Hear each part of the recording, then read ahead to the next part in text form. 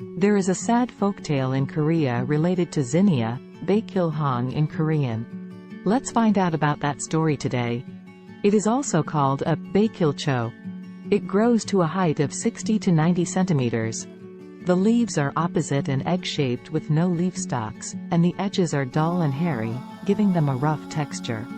The tip is pointed and the base is heart-shaped. The flowers bloom from June to October, and the heads are attached singly at the end of long flower stalks. The flowers have a diameter of 5 to 15 centimeters and come in various colors such as yellow, purple, and white.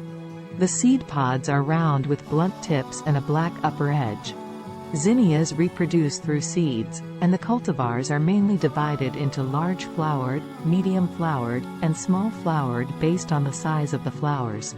The fruit is an achene and ripens in September. They are propagated by sowing the seeds. Zinnia is a naturalized plant from Mexico and is widely grown as an ornamental plant. The name, Baekilhong, means that the flower blooms in red for 100 days. The flower language is innocence.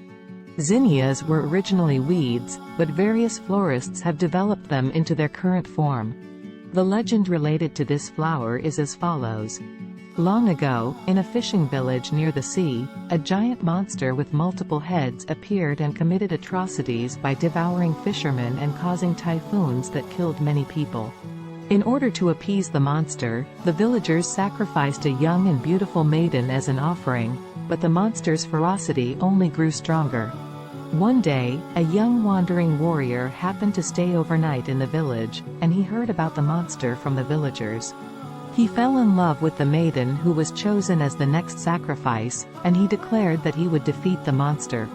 The maiden was impressed by the warrior's courage and decided to help him. Before leaving, the warrior promised to raise a white flag if he succeeded in defeating the monster, and a red flag if he died at the hands of the monster.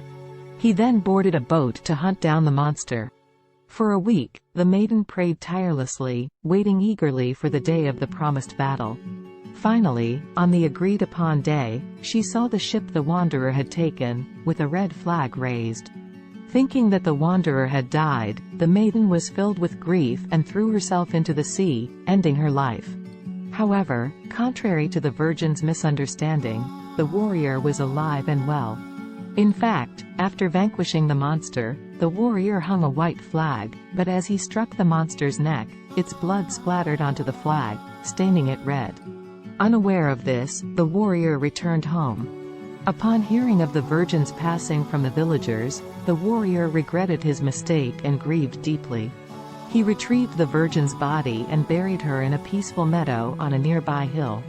As time passed and spring arrived, a small and beautiful red flower bloomed for 100 days on the virgin's grave.